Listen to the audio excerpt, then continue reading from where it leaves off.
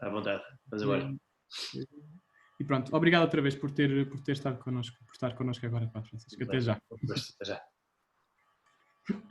Força, Mário, está à vontade.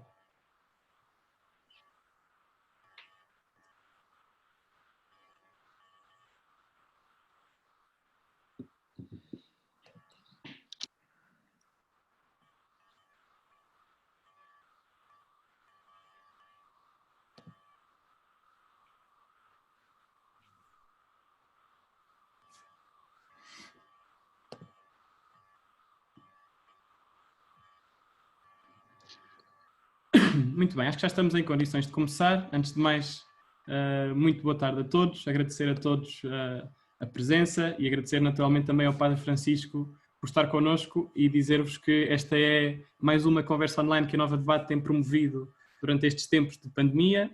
Agora, claro, mais liberais, se é que assim podemos dizer, porque já estamos pelo menos desconfinados, e esta é a última deste período. O meu nome é Rodrigo e, como disse há pouco, connosco está o Padre Francisco Mota. Corrija-me se estiver errado, Padre Francisco, mas é padre há mais de 3 anos e meio, estudou Teoria Política, também Teologia, fez mestrado em Teoria Moral em Boston e atualmente dirige a Brutéria, um centro cultural jesuíta, do qual também vamos ter a oportunidade de falar mais à frente. Dizer também que, e agradecer, quer ao Vicente por ter feito esta ponte entre a Nova Debate e o Padre Francisco, mas também ao Mário, por tratar de toda esta parte logística de uma sala online que, parecendo que não, também tem alguma. E, claro, dizer que o tema de hoje é a espiritualidade em tempos de pandemia, obviamente para crentes e não crentes, católicos e não católicos, e acho que isto também vai trazer a riqueza e a nobreza à nossa conversa, para a qual convido todos a poderem participar no chat público. Dizer também que durante a próxima hora, a ideia é que, numa fase inicial, converse com o Padre Francisco, sendo que estejam completamente à vontade, ou melhor, estão completamente à vontade para colocar questões, comentários que queiram fazer no nosso chat público, que eu colocarei durante a conversa ou num período final para perguntas e respostas. Sem mais demoras, e porque estamos aqui para ouvir o Padre Francisco e não uma introdução do Rodrigo sobre a Nova Debate, eu gostava de lhe, agradecendo-lhe uma vez mais, Padre Francisco, de lhe perguntar, até porque sinto que há muitas vezes esta confusão, ou diria até falta de conhecimento sobre o que é fé, o que é espiritualidade, e acho que esse é um bom ponto de partida para a nossa conversa, no fundo, distinguir um conceito de outro, como é que cada uma é vivida, e bom, está dado o tiro de partida, Padre Francisco, obrigado uma vez mais. Bom, Rodrigo, obrigado pelo convite, e olá a quem segue. Então, o Rodrigo fez ou enviou-me um guião curto antes do princípio desta conversa, para ter tempo para pensar um bocadinho nestas questões. Quando vi este primeiro tema, que tem que ver com a relação de fé e espiritualidade, a minha primeira reação foi de uma certa estranheza. Eu não sou sociólogo, sou de Direito, estudei Filosofia, estudei Teoria Política, estudei Teoria Moral. A minha relação com a vida confessional é sempre mais vivida do que propriamente articulada sociologicamente, não é? E normalmente esta relação entre fé e espiritualidade é uma distinção que é sociológica, não é tanto teológica a maior parte das vezes, embora haja algum trabalho feito nesta área. Assim, 2 ou 3 coisas que talvez sejam interessantes para poder ajudar aqui um bocadinho a entrar na conversa naquilo que eu tenho para oferecer. Há pessoas muito mais interessantes e muito mais credíveis para fazer esta distinção do que eu. Mas aquilo que tenho para oferecer. A nossa imagem tradicional associa a ideia da fé a algum tipo de relação de integração com o mundo, de sentimento em relação a uma presença espiritual, seja qual for, e de relação com o mundo a partir dessa presença que é sentida. Na tradição cristã, a fé, enquanto virtude, não tem nada a ver com sentimento, não tem a ver com equilíbrio emocional, com recompensa afetiva, etc. A partir do século XIII, na tradição cristã, começou-se a falar da fé como sendo a virtude que é constituída pelo assentimento às verdades reveladas. Isto é, a fé tem que ver com a minha capacidade de relacionando-me com os grandes temas da escritura e da tradição da Igreja, dizer, não, de facto é nisto que eu creio. É nisto que eu creio. Não tem tanto que ver com viver com o coração quente, ou etc., mas tem que ver sobretudo com dizer que, de facto, que Deus é criador das coisas faz sentido, e eu adiro a isto, eu dou o meu sentimento a isto. Dizer que o amor a Deus e ao próximo é a maneira de viver à qual todos os filhos de Deus são chamados, revejo-me nisto, dou o meu sentimento a isto, muito bem. Porquê é que me parece importante situar a coisa nestes termos? Porque este entendimento de fé tradicional cristão é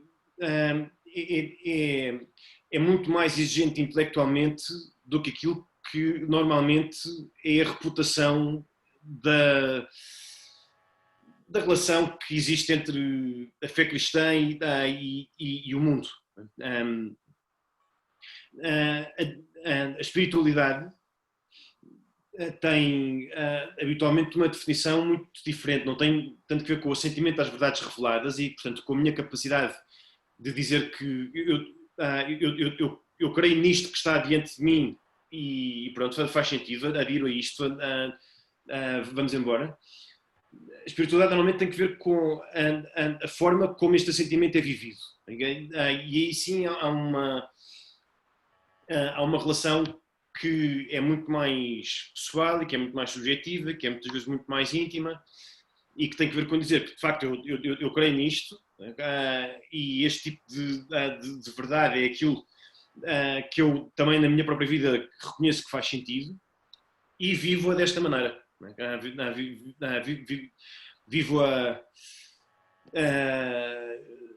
enquadrado em alguma estrutura religiosa ou não, vivo-a com outros ou não, vivo-a... A oração normalmente, na tradição cristã, normalmente faz parte do campo da espiritualidade e não do campo da fé, apesar de, no nosso entendimento, a oração ter que ver habitualmente com fé ou quase exclusivamente com a fé. Não sei se me interessa alguma coisa, Rodrigo. Não, interessou, e acho que para quem começou por dizer que ia contribuir na medida do que lhe fosse possível, acho que ficou aqui uma distinção e, pelo menos do apanhado que fui fazendo da resposta que me deu, acho que uma apenas, e claro que há aqui muito mais pano para mangas quando se fala de fé e de espiritualidade, mas sem dúvida alguma que talvez fé se possa definir muito corriqueiramente como sendo algo que, sem dúvida alguma, é de orientação e de vivência em comunidade, ao passo que espiritualidade tem uma orientação muito mais subjetiva, individual até, não querendo dizer que uma coisa não possa beber da outra, parece-me a mim. Eu gostava agora, e talvez aqui, pegando nas suas palavras, o seu contributo possa ser ainda mais forte, mas que nos focássemos no caso da Igreja Católica, porque, e pegando também neste ponto, antes da pandemia, a fé ou a espiritualidade, neste caso acho que fé é um termo que se adequa melhor, era maioritariamente vivida em comunidade e de forma presencial, fosse em missas, em procissões, enfim, numa série de celebrações, no fundo, que a própria Igreja tem instituídas. E durante a pandemia isso não se verificou e até antes de abrirmos a conversa às pessoas que também nos acompanham agora, nós falávamos até desta transição de tudo que é presencial para o digital. Eu gostava também de lhe perguntar como é que esta retoma que já se iniciou, mas que é lenta, com todas as alterações que são impostas nas celebrações, como é que se lida, como é que os quer crentes, quer não crentes, lidam antes, durante e depois da pandemia com a questão do transcendente. E a questão que eu faço é também muito específica, que é, acha que há, por parte de não crentes, uma tentativa de culpar algo transcendente por tudo aquilo que está a acontecer, a pandemia em concreto, ao passo que os crentes interpretam isto, ou podem interpretar tudo isto como um sinal de que tem de haver mesmo uma mudança naquilo que é o comportamento humano. Não sei se fui claro ou não, diga-me se não tiver sido, e tento ser um bocadinho mais. Duas coisas muito diferentes. Há duas perguntas diferentes aí dentro. Uma tem que ver com a forma como a fé foi vivida especificamente a partir de uma tradição confessional católica durante durante estes últimos tempos? Essa era a primeira pergunta, e a maneira como foi vivida e a transição e etc. E, em relação a isso, este foi um tempo de mudança e de adaptação grande. Acho que não foi um tempo de desespero nem de catastrofismo. Foi um tempo de inventar maneiras novas de marcar algum tipo de presença junto do que é a nossa realidade mais natural, mais confortável.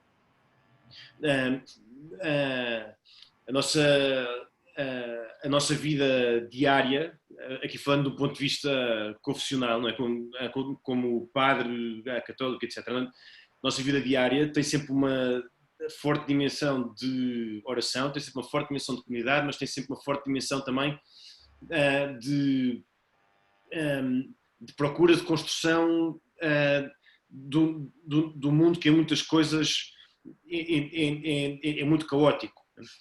E por isso, durante este tempo nós tivemos que reinventar não só a possibilidade de celebrar missas online, mas também a possibilidade de não abandonar os sem-abrigos, as IPSS que temos nas nossas estruturas, as pessoas com quem conversamos regularmente, porque vêm à procura de soluções pontuais para problemas familiares, de saúde mental. E isso foi o que aconteceu durante os últimos 2 meses. Portanto, a pergunta do antes, do durante e de agora da preparação para o depois, o ponto de partida que tem que ter sempre é o de perceber que este foi um tempo de reinvenção, mas não foi um tempo de desistência. E não é para isto soar discurso político fácil, não é para dizer que diante das dificuldades nós mantivemos a cabeça erguida, não é isso. Foi um tempo realmente de grande desafio, de exigir muito em termos de criação de novos processos e de perceber como é que a proximidade era possível, mas de facto ser bem sucedidos na proximidade que queríamos, a nível de oração, a nível de comunidade, a nível de cuidado dos pobres, dos doentes, etc. Muitas coisas para falar mais se quiseres.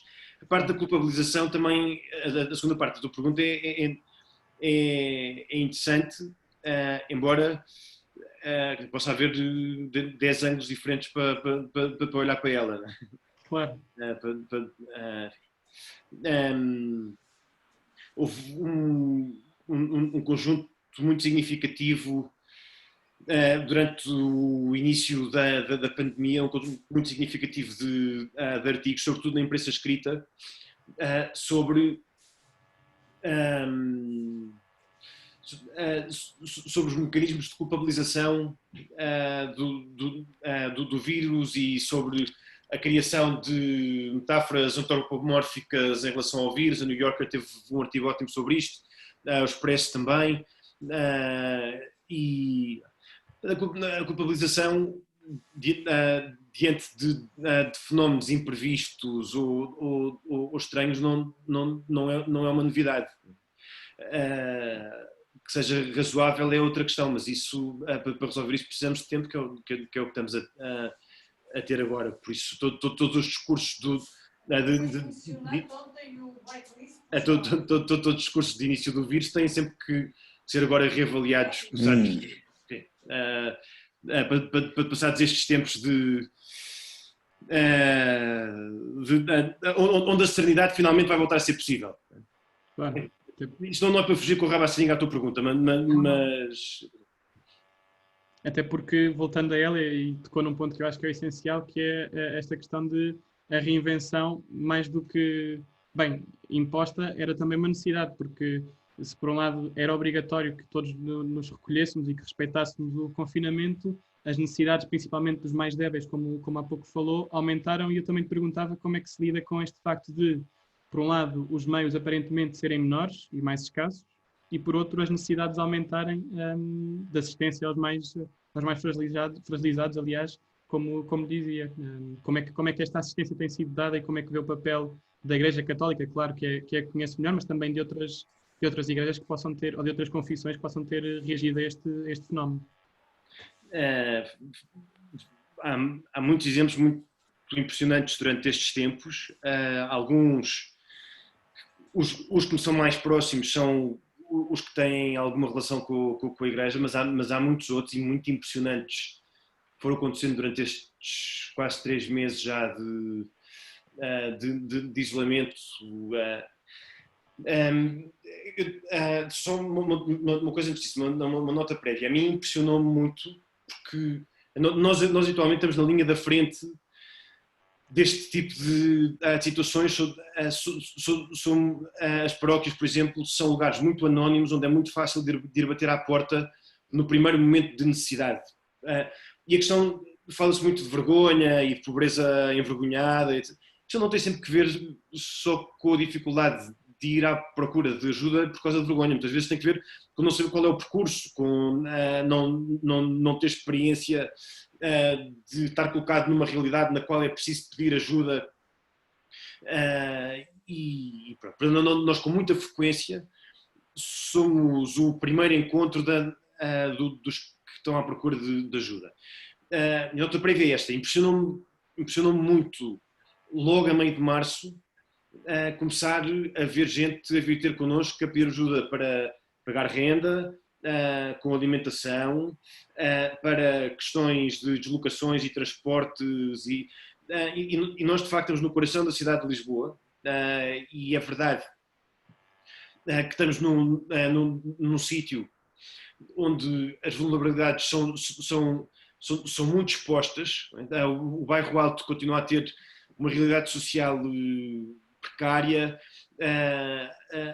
Há muitas pessoas, por exemplo, há muitas pessoas, por exemplo, que chegam a Lisboa de comboio através da linha de Sintra para o Rossio e que estão aqui ao lado e que têm uma relação connosco mais ou menos forte e que têm as vidas muito precárias. E por isto, nós sermos a primeira porta faz com que haja esta possibilidade um bocadinho desconcertante de ver como a camada de conforto no nosso país era fina, era muito fina, esbateu-se muito depressa. E desculpe interrompê-lo, Padre Francisco, também dá para perceber o fosso que há entre aqueles que tudo têm, aqueles que nada têm, ou aqueles que sentem mais dificuldades. Dá para perceber, acima de tudo, que há uma camada muito significativa da população que tem vivido, basicamente, crise após crise, a ir tentando remediar um bocadinho a vida, a ir tentando organizar um bocadinho mais as coisas, mas que nunca tem capacidade. Desde 2008 passou uma quantidade de tempo significativa e é verdade que depois de 2008 vivemos períodos muito atribulados durante bastante tempo, mas impressiona ver que há tantas famílias que não tiveram, famílias que trabalham estavelmente, mas que não tiveram durante este tempo a possibilidade de recuperar alguma folga na sua organização financeira familiar para poder fazer face a um tempo destes. E ver como foi tão rápido dos pedidos de ajuda começarem a aparecer impressiona muito. A tua questão desta de menos meios e mais necessidades, ou meios menores, mais necessidades, etc., é muito relevante por causa disto, porque o esforço teve que ser feito foi um esforço muito sem aviso. Eu não sei se têm seguido ou não o trabalho do Banco Alimentar, de entreajuda, etc. É um trabalho absolutamente monumental, verdadeiramente monumental, e que é possível porque há uma estrutura que funciona impressionantemente bem, muito motivada, bem liderada. De outra forma, a quantidade de pequenas instituições que apoiam pequenas famílias, que teria ficado sem capacidade de responder a esta situação na prática, teria sido muitíssimo mais aflitiva. Nós notamos muito nestas alturas que há um movimento espontâneo de preocupação e de generosidade que se nota quase imediatamente. Recebi uma quantidade significativa de telefonemas ao longo dos últimos meses de pessoas a dizer que eu tenho dinheiro que gostava de dar. A quem? Diz-me a quem? Tu conheces a realidade social e conheces o estado das instituições e das estruturas, etc. O que é que dizes? E Padre Francisco, deixe-me interrompê-lo uma vez mais. E qual é que era a sua resposta quando lhe faziam essa questão? Depende de quem pergunta, depende de qual é o montante, depende de qual é o desejo de prolongar para o futuro esta relação, depende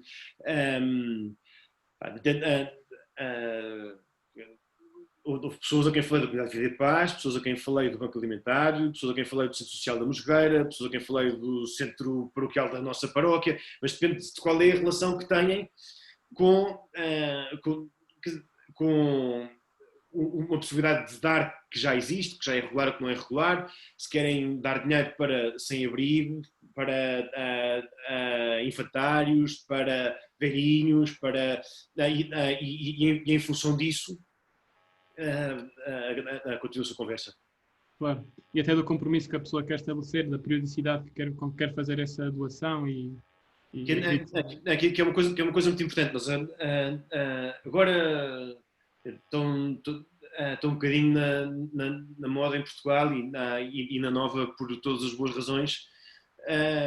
Estão um bocadinho na moda as campanhas e possibilidades de campanhas de fundraising, de encorajamento do tecido empresarial para se empenhar em grandes projetos e de muitas coisas deste género. Nós temos, apesar de tudo, temos uma relação recente com a possibilidade de contribuir regularmente, estavelmente para um projeto. É uma coisa muito americana, uma coisa pouco nossa, tem que ver com muitas coisas, tem que ver com cultura, tem que ver com a taxa elevadíssima de tributação média que nós temos, tem que ver com muita coisa, tem que ver com o facto de termos entregue basicamente ao Estado o cuidado dos serviços de educação e de saúde e, portanto, a nossa caridade já é exercida mensalmente com os impostos que pagamos, e muitas coisas que têm a ver com isto, umas interessantes e outras não. Mas durante um tempo destes de precariedade e de emergência, impressiona ver, independentemente da possibilidade de haver pessoas a querer começar a estabelecer relações regulares de donativos a uma determinada instituição, o que impressiona é ver o movimento espontâneo de cuidado e de perceber o que é que eu tenho para oferecer e como é que posso oferecer. Nós normalmente somos muito bons a fazer isto do ponto de vista do voluntariado, e há imensos projetos que durante estes últimos meses cresceram muito com base em trabalho voluntário. Sermos capazes de mobilizar a sociedade para financiar também projetos que não precisam só de braços, mas precisam também de compras e de meios e foi uma coisa que deu para ver e que me impressionou. Claro, até porque eu queria só acrescentar todos aqueles fatores que enunciou e que daria uma vez mais muito pano para mangas. O rendimento médio de cada um dos países também determina bastante aquilo que cada agregado familiar ou cada pessoa individualmente pode contribuir em situações deste género. E depois, na sequência daquilo que acabou de dizer, claro que situações de crise, isto obviamente não o devia fazer, mas é uma opinião pessoal, trazem sempre o melhor e o pior da natureza humana, e acho que o exemplo do voluntariado é sem dúvida o exemplo do melhor. Antes de passar à próxima questão, que o Padre Francisco também já iniciou, dizendo que estava no coração da cidade de Lisboa, e isso leva-nos também ao próximo ponto, que é falar um bocadinho sobre a Brutéria, dizer apenas às pessoas que entretanto se juntaram a nós, que estão completamente à vontade para colocar as suas questões no chat público, que elas serão colocadas ou no final, num período só para perguntas e respostas, ou entretanto, se virmos que faz sentido que elas sejam colocadas à medida que formos conversando.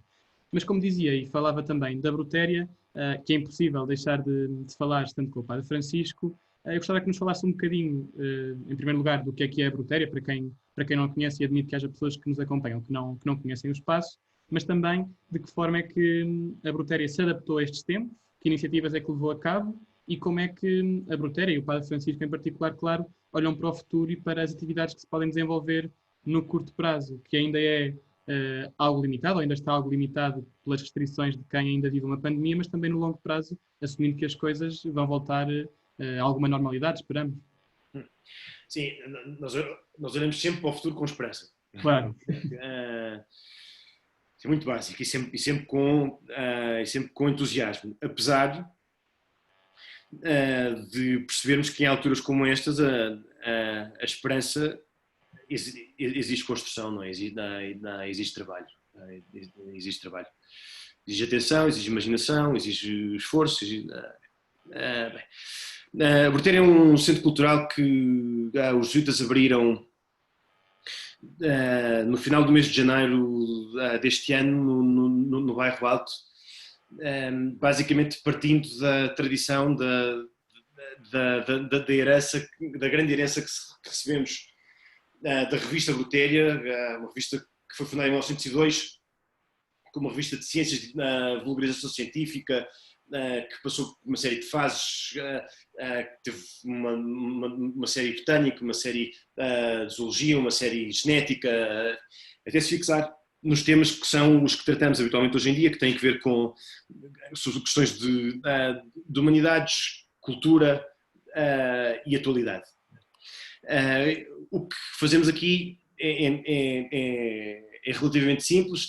Temos um edifício grande, para o qual trouxemos a revista Brutéria, para o qual trouxemos a grande biblioteca da Brutéria, e no qual criámos um espaço que tem uma galeria de arte, uma cafetaria, todos os escritórios da equipa e um conjunto grande de salas onde organizamos com frequência cursos, conferências, seminários, workshops, etc.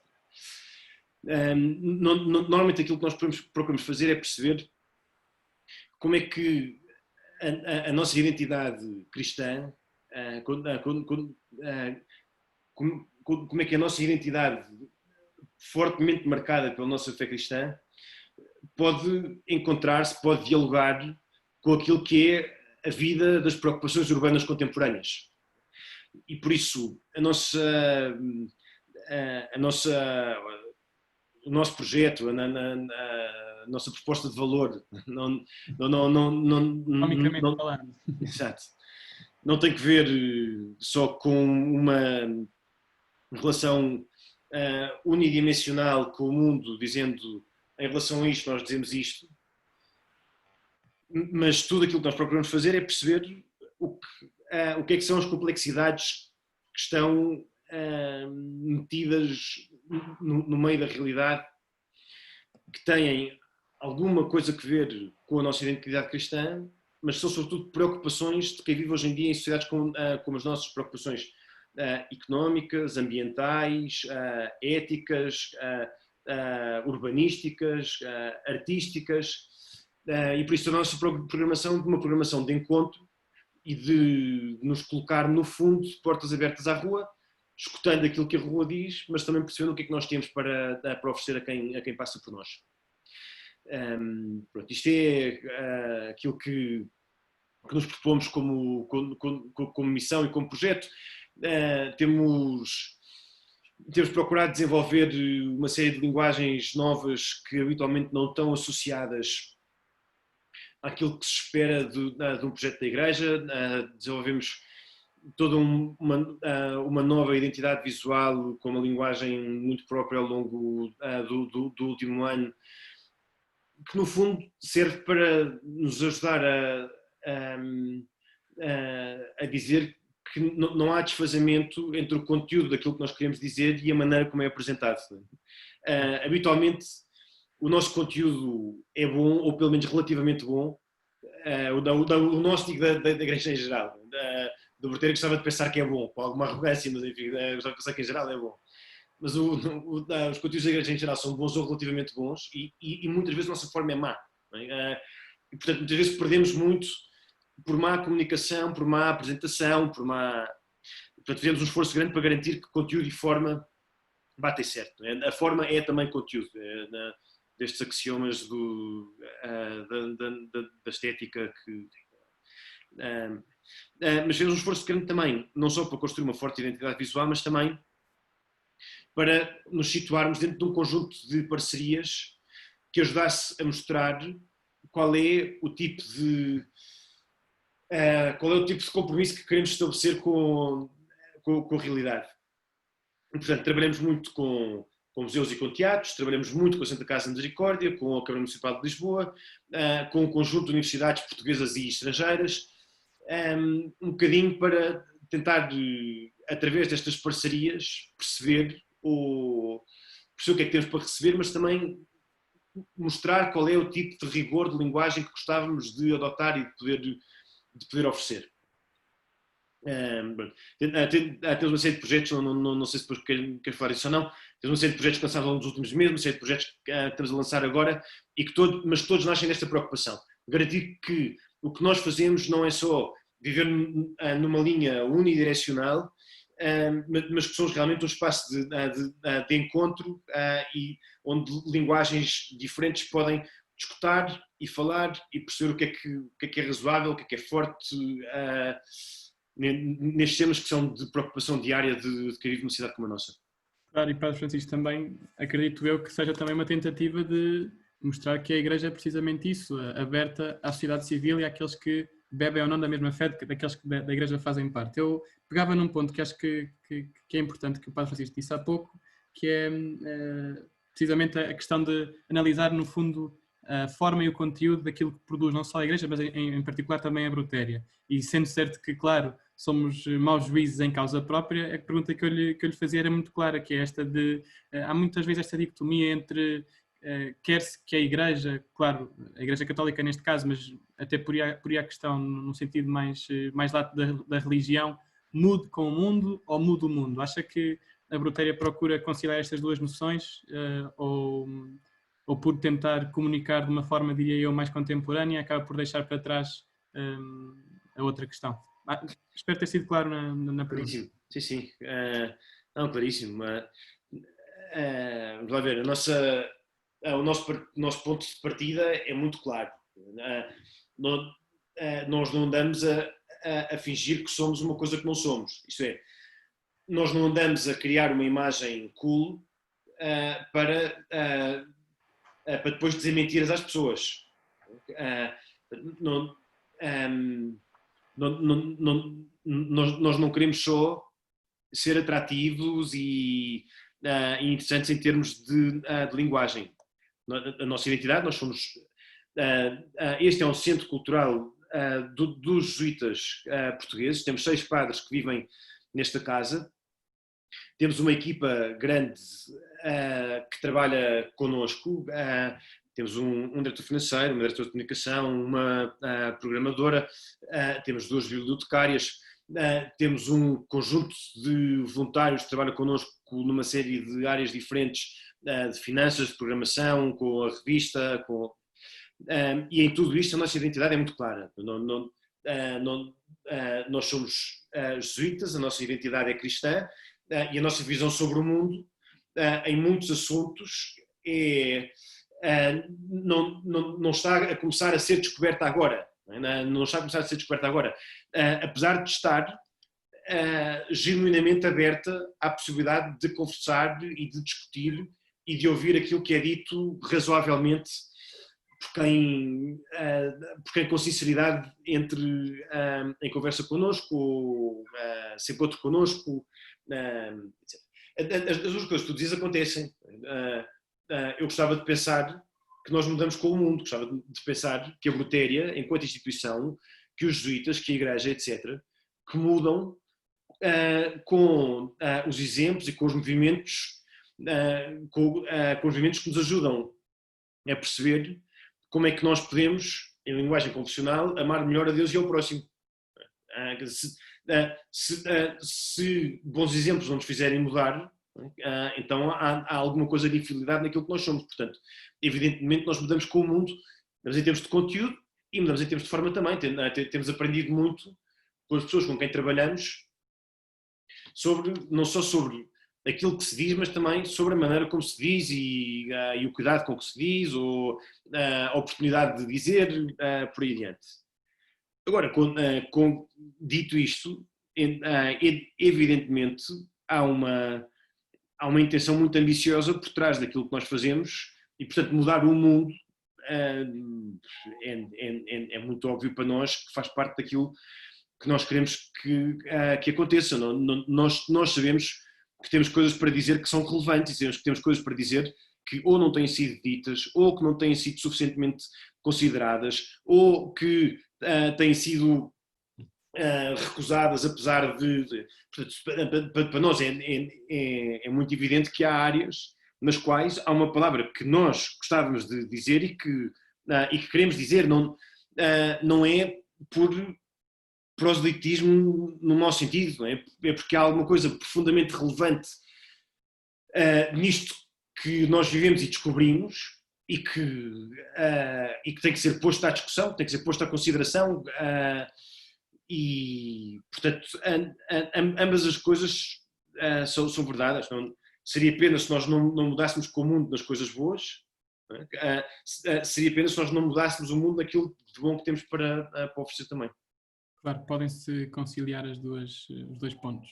Eu não sei se o Padre Francisco queria acrescentar alguma coisa mais em relação àquilo que a Brutéria também fez durante estes tempos específicos de pandemia e como é que, no fundo, fez esta transição do presencial para o posso dizer que, assim, duas coisas que talvez sejam interessantes. Ver se consigo partilhar o meu ecrã. Durante estes meses de isolamento, nós percebemos, logo ao princípio, percebemos que uma parte significativa daquilo que estava a acontecer no nosso país e no mundo tinha que ver com a geração de um clima de grande ansiedade e de grande preocupação. E a nossa resposta a isto foi lançar este projeto chamado Aos Vossos Lugares, que no fundo o que procurou foi, durante o primeiro mês e meio de confinamento, oferecer diariamente, portanto, todas as noites, às 9h30 da noite, oferecer uma experiência de encontro com algum tipo de beleza. Procurámos durante um mês e meio continuar a desafiar as pessoas que estavam em casa, a trabalhar em casa, a viver mais fechadas, etc. Procurámos desafiar a que não se acomodassem numa forma desesperançada de olhar para o mundo, numa forma balofa de olhar para o mundo. Então convidámos 31 artistas para trabalhar connosco. O Moreno Veloso, por exemplo, o Calaf, Capicua muito bem, o Marco Mendes ótimo. São contribuições fantásticas, todas voluntárias e com grande qualidade. O Pedro Lamares é muito bom, o Gonçalo é muito bom, há muita qualidade nestas contribuições. Tem a segunda série, a primeira série tinha começado, é muito longe, mas tinha começado com o Matilde Campilho, com a Joana Gama, contou com a presença do Tolentino, do Domenico Lancelotti, aqui os nomes todos, as ilustrações do Lourenço e da Mané. No fundo, o que nós tentámos aqui foi, aqui o rapaz no fundo nós tentámos foi procurar continuar a oferecer às pessoas que estavam em casa uma forma de se sentirem desafiadas e esperançadas no tempo que viria a seguir. O rapaz o Luís, por exemplo, ofereceu-nos 3 canções lindas e lindamente interpretadas, e durante estes meses isto foi a coisa principal que oferecemos. A somar a isto, fomos tendo, sobretudo com as visitas aqui de casa, que é o Instagram da Brutéria, fomos tendo com as visitas aqui de casa uma série de conversas que foram, talvez a mostrar, isto está tudo no YouTube, uma série de conversas sobre temas particulares que cada um estava a investigar, nos quais cada um estava a trabalhar e que fomos gravando e disponibilizando no YouTube. Agora, por exemplo, neste momento estamos a lançar um projeto novo que ainda tem só nome de teste, ou ainda só nome de projeto, chama-se por enquanto Coordenadas para o Novo Normal, e o que estamos a querer perceber é, através de uma linguagem que não é uma linguagem artística focada na beleza, no combate ao desassossego, mas que é uma linguagem nova, muito mais centrada na construção, na descoberta daquilo que será o mundo pós-pandemia em áreas habitualmente esquecidas. O que estamos a procurar fazer trazer uma abordagem rigorosa a esses assuntos, do ponto de vista económico, financeiro, ecológico, etc., para perceber como é que estes assuntos podem ser construídos e podem ser transformados no futuro. E, portanto, vamos desenvolver aqui uma série nova, onde vamos tratar de questões de isolamento dos idosos, de produção excessiva de lixo, de desigualdades entre diferentes gerações, de dificuldade na distribuição dos bens culturais e da tentativa de criar novas formas de viver sustentavelmente em cidades como as nossas. Isto é o trabalho que nós fazemos. No fundo, nós somos sempre interpelados pelas necessidades que a realidade nos impõe. A nossa agenda não é só uma agenda de longo prazo, mas é uma agenda de atenção à realidade atual e de procurar, a partir da realidade atual, ver que resposta é que nós temos para oferecer, que seja relevante, não é? Que seja significativa, mas seja também fiel ao que é a nossa identidade, mas àquilo que é buscado por quem se encontra connosco. Da mesma forma que se adaptou e fez esta transição do presencial para o digital em períodos de pandemia, a Brutéria também abre sempre espaço a que, pelo menos daquilo que percebi, a que outros episódios inesperados que aconteçam também modifiquem aquilo que é, no fundo, o planeamento das suas atividades. Eu gostava, antes de também colocar pelo menos uma questão que surgiu aqui no nosso chat, de olhar também para aquilo que tem sido o comportamento de outras confissões.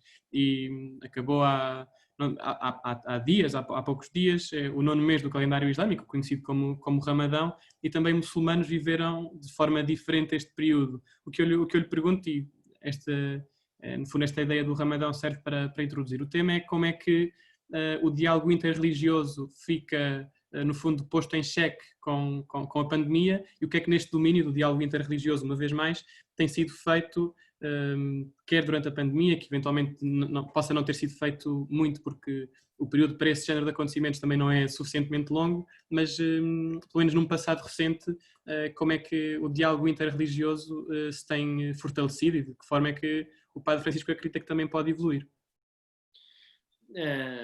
Então é outra pergunta numa área na qual eu não sou especialista, mas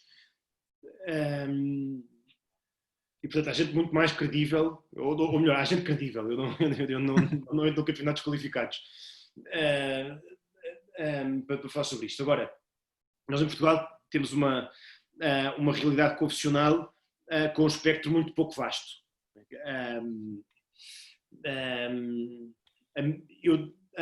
Eu tenho mais relação, sobretudo, com outras confissões cristãs do que tenho com outras confissões religiosas. Tenho pouco contacto habitualmente com o mundo judaico e com o mundo islâmico, para usar esses dois como exemplo. Mas em Portugal, desde há muito tempo que a relação é muito saudável e que é muito fácil, depois de toda a história conturbada que tivemos, a nossa história recente é muito pacífica. E dentro disto, todos os esforços que foram feitos durante este tempo de pandemia, de tempos conjuntos de oração, de iniciativas conjuntas de combate à precariedade, etc., foram extremamente bem sucedidos. Agora, é uma relação que em muitas coisas não é propriamente espiritual. Essa relação não é de acordo ou de desacordo espiritual em relação às verdades da fé de cada um. A nossa relação tem que ver com a possibilidade de encontrar um modo de vida que seja comum. E um modo de vida que é comum nós já percebemos há muito tempo que é possível, ou que é pelo menos relativamente possível dentro de uma parte muito significativa do que são as possibilidades do dia-a-dia da vida numa sociedade onde as confissões religiosas são múltiplas, etc. Não sei se isso responde a alguma coisa ou... Não, responde, sem dúvida que sim. E acrescenta também... Não, sim, responde com certeza. E acrescenta também... Deixa-me fazer uma coisa, por exemplo, nós na Brutéria temos trabalhado muito com a Fundação Aga Khan. Certo. E é verdade que a nossa relação com a Fundação Aga Khan não é confessional. Nós trabalhamos juntos estamos a trabalhar juntos, estamos a conspirar a um novo modelo de educação em conjunto. A Fundação Aga Khan tem um trabalho impressionante nesta área desde há muito tempo. Os jesuítas também têm um trabalho muito significativo nesta área desde há muito tempo. É muito, muito fácil de trazer os ismaelitas, de conversarmos com uma fundação ismaelita sobre temas destes de educação. Porque o common ground é enormíssimo. É enormíssimo. Eu nunca participei em nenhuma experiência que não tivesse, onde a cordialidade não tivesse sido fácil. E em Portugal, na realidade portuguesa, isto parece muito claro. Eu vivi em Moçambique, onde a realidade é diferente, vivi em Inglaterra, onde a realidade é diferente, vivi nos Estados Unidos, onde a realidade é relativamente diferente, mas em Portugal a nossa realidade é muito pacífica.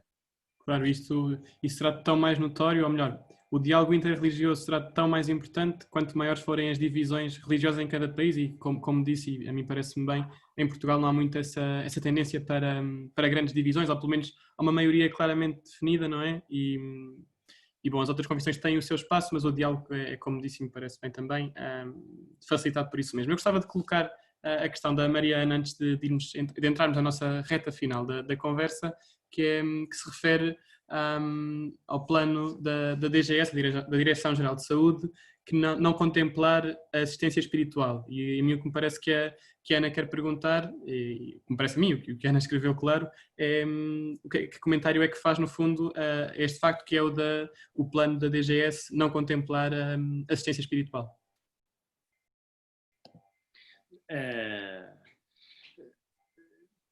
Isto vai ser gravado e vai ficar no ar depois, não é?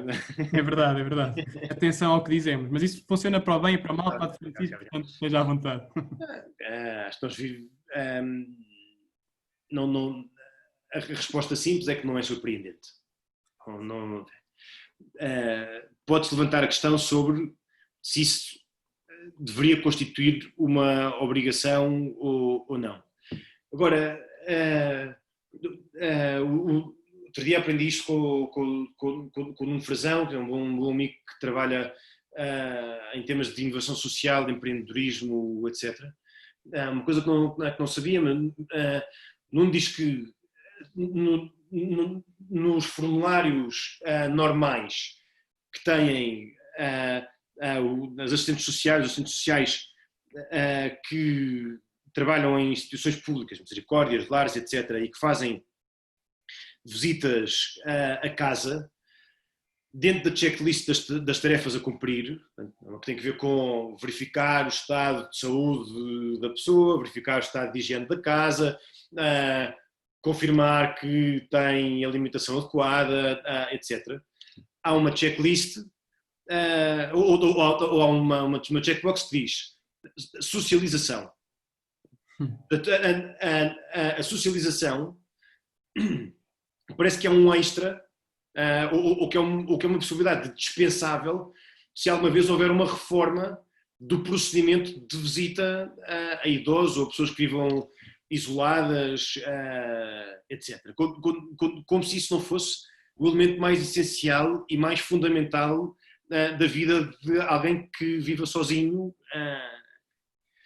Acho que em relação ao elemento religioso, do ponto de vista do Estado português, a questão, por esta mesma maneira, como se o exercício da vida espiritual de cada um fosse uma questão opcional que está ao mesmo nível de, quer dizer, poder sair do concelho num determinado fim de semana ou de não poder sair do concelho num determinado fim de semana. Né? Eu não fico muito surpreendido. Parece-me que várias das medidas que foram tomadas em relação à possibilidade de exercer livremente a sua religião durante estes tempos, parece-me que há muita coisa questionável no que aconteceu nos últimos meses. Parece-me que há uma conversa muito complexa a ser tida em relação a isto, se quisermos levá-la a sério, do ponto de vista de perceber quais podem ser os limites impostos à liberdade religiosa, mas perceber também quais são os limites que podem ser impostos à saúde de outros por causa da minha ação. Esta é uma conversa que não basta fazer nos jornais em artigos de uma coluna. Se as universidades, se os centros de investigação, se etc., não tomarem a dianteira nesta conversa, esta vai ser sempre uma conversa que é puramente ideológica e que é decidida por quem, na altura, assina o despacho.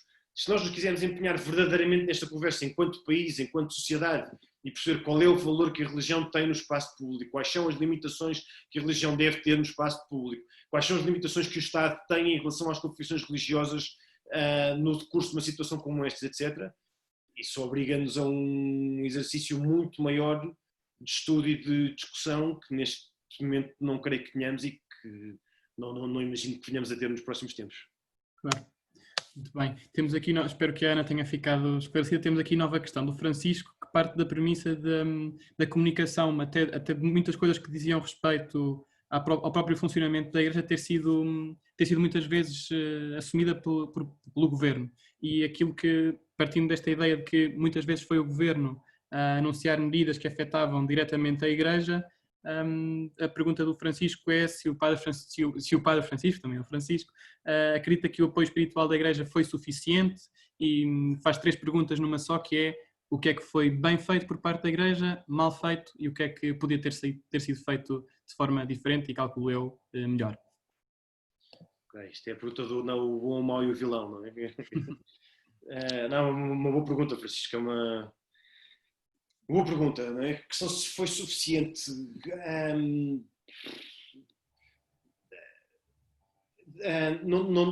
Não sei bem que valor sociológico é que isto teria, como é que poderia ser a universalidade do que vou dizer, não sei se corresponde só à minha experiência pessoal ou não. Ou à minha experiência pessoal, que inclui as conversas todas que tive, os outros 5 padres que vivem cá em casa e tudo o que fomos conversando ao longo destes últimos tempos. A assistência da Igreja teve uma dimensão de reinvenção sacramental, portanto, de perceber como é que nós podemos celebrar a missa para as pessoas que não se podem deslocar até às igrejas. Teve uma dimensão de descoberta de novas formas de oração, e houve muitos grupos de oração que foram aparecendo usando plataformas digitais ou outras. Teve uma parte muito importante não de reinvenção dos sacramentos, nem de apoio à oração dos fiéis, mas teve uma parte muito, muito importante de atenção à saúde mental dos mais frágeis. Este foi um tempo que tornou muito mais evidentes as fragilidades das pessoas que estavam cansadas, deprimidas, preocupadas, e portanto houve um apoio muito significativo a ser feito por telefone, por Skype, e muita coisa que nunca vai ser quantificada. Portanto, nós vamos poder chegar ao fim deste tempo e quantificar quantas missas foram celebradas por internet. Mas não vamos poder dizer, em termos de apoio espiritual, quanto apoio é que foi feito por telefone, por Skype, etc. E a minha experiência vivendo aqui em casa é dizer que foi muitíssimo significativa. Se foi suficiente, eu diria que o dia-a-dia já não é suficiente. Nós podemos sempre chegar mais longe no dia-a-dia. Agora, que houve um esforço muito significativo para criar uma nova maneira de funcionar, para manter a funcionar não só o apoio explicitamente espiritual, mas também o apoio social, o apoio de saúde mental, etc. Todas as nossas instituições, centros de dia, centros de saúde, hospitais, creches, e de manter a funcionar na medida do possível tudo o que pode ser feito. Por exemplo, o nosso centro social aqui da paróquia, que tem uma creche e um jardim de infância, durante todo o tempo de isolamento, manteve contacto, e que é uma IPSS, manteve contacto entre as educadoras e as crianças. Diariamente havia alguma proposta que era feita. Às vezes, sendo centro social da paróquia, com alguma nota espiritual mais explícita. Mas este apoio social que nós damos e apoio de educação que nós damos nasce em grande medida do nosso compromisso espiritual com aquilo que é a nossa vida. Eu gostava de ver números, tenho curiosidade, isto não é cinismo, tenho verdadeira curiosidade de perceber qual é a percentagem de escolas católicas que ofereceu alguma programação específica para os seus alunos durante este tempo de isolamento e qual é a percentagem de escolas públicas que ofereceu alguma programação específica para os seus alunos durante este tempo de isolamento. Tenho verdadeira curiosidade de saber como é que foi, para ver se é comparável, se não é. A minha impressão é de que, por causa do apoio espiritual que nós procuramos dar e que se concretiza também em apoio social, educativo, sanitário, etc., parece-me que o nosso apoio pelo menos existiu. O que é que me parece que foi bom? Acho que foi bom a Igreja ter percebido que não tinha que ter medo da internet.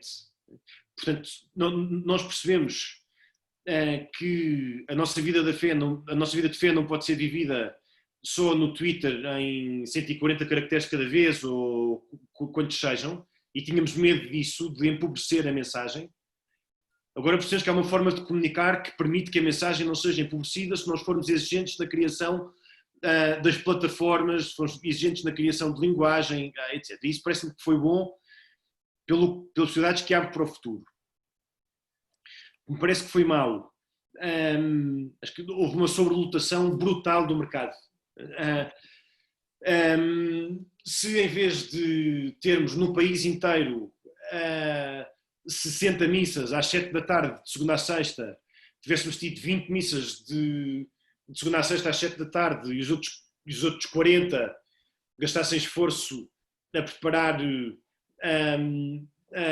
novas catequeses, novas formas de prestar assistência social quando este tempo acabar, novas formas de concentrarmos muita energia na mesma coisa. E houve aqui alguma energia que se perdeu e que podia ter sido usada de outra forma. Podia ter sido diferente.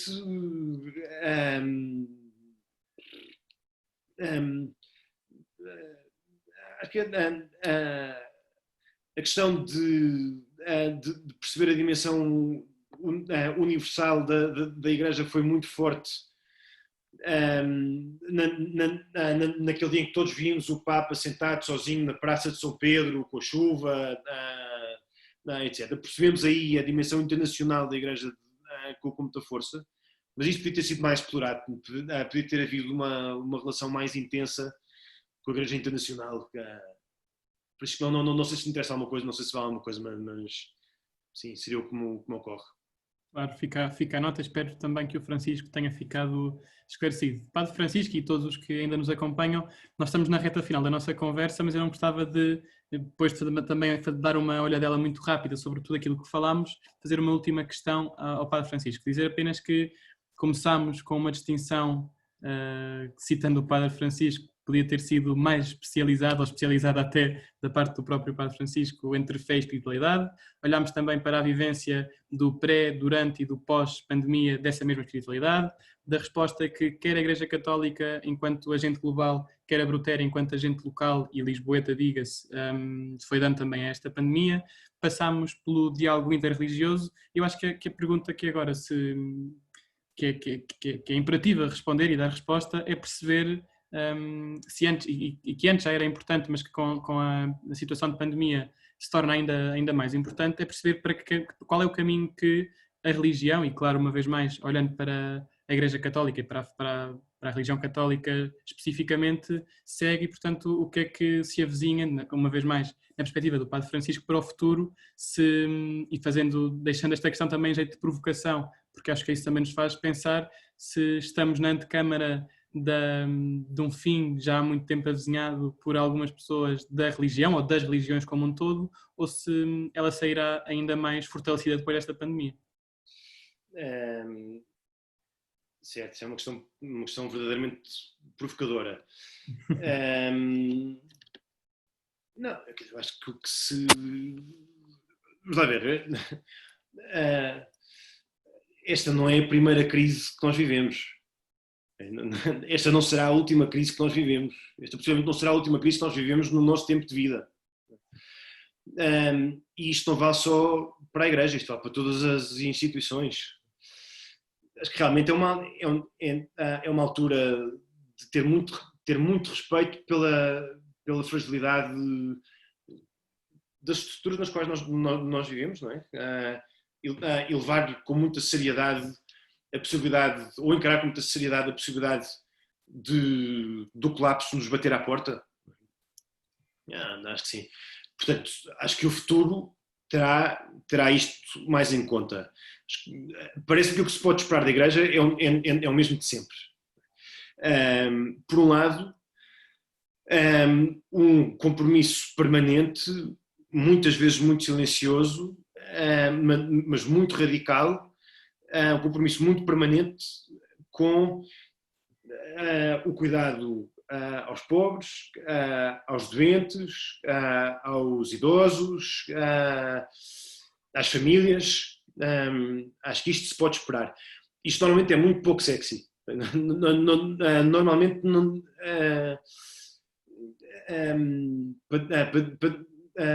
às vezes dá a impressão de que num país como Portugal a Igreja tem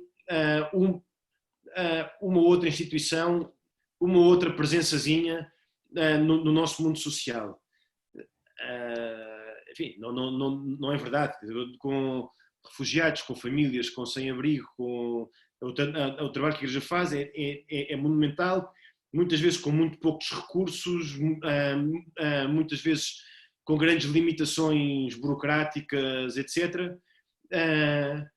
E isto vai se manter. E digo eu que não sou visto de lado nenhum, não é? Nem que não mando nada em ninguém, mas isto vai se manter certamente. Vai-se manter certamente. O nosso compromisso, entusiasmo e desejo vai-se manter certamente. E ainda bem. Acho que se vai manter também o nosso compromisso, não só com o mundo social, mas vai-se manter também o nosso compromisso com esta descoberta de uma maneira de viver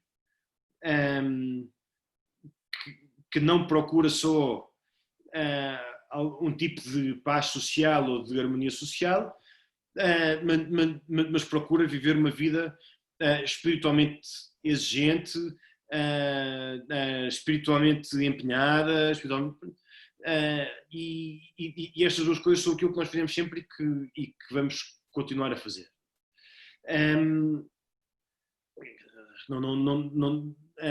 Não vejo este tempo como a antecâmara do fim anunciado de nada, tirando das coisas que já estavam moribundas.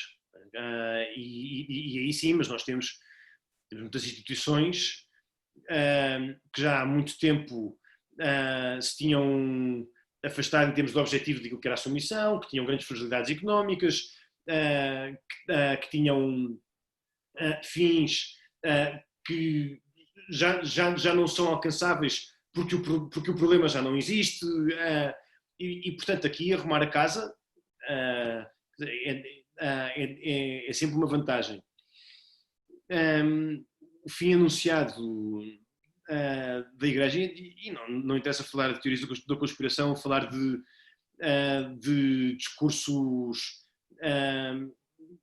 menos benévolos, mas é verdade que de tempos a tempos se ouvem notas estranhas daquilo que é dito em relação à Igreja. Normalmente a questão é sempre institucional, a questão normalmente não tem que ver com os bons cristãos individualmente que nós conhecemos e que admiramos. Normalmente a questão é institucional. Mas por aí o que me parece é que o que vamos ter nos próximos tempos é um grande reavivar da nossa energia social e um grande reavivar da nossa energia espiritual. Portanto, o que eu imagino é o contrário da morte, é que daqui volte a nascer a energia. Acho que boa energia, esperemos que aplicada em coisas boas, não é? Mas é a única coisa que imagino. Muito bem. E voltamos àquela ideia que também já discutimos durante a conversa, que é a crise, as crises, e esta crise específica acaba por trazer sempre quer o melhor, quer o pior da natureza humana, e fica também essa nota do Padre Francisco em relação ao futuro da religião e da Igreja Católica. Eu não sei quanto ao Padre Francisco e quanto às pessoas que também nos acompanharam durante esta aproximadamente 1 hora de conversa, mas para mim passou muito rápido e foi um gosto ter estado à conversa consigo e também ter a oportunidade de acolher as questões de quem nos acompanhava. Dizer que ou melhor, depois de lhe agradecer uma vez mais a sua presença e das pessoas que nos acompanham, esta conversa vai ficar disponível no nosso canal do YouTube e espero que tenha sido tão interessante para quem nos acompanhou como foi para mim, e espero que para o Padre Francisco também. Portanto, fica Obrigado pelo convite. Em meu nome e da Nova Debate o nosso agradecimento pela sua presença e pelas pessoas que também nos acompanharam. Muito obrigado. Muito obrigado.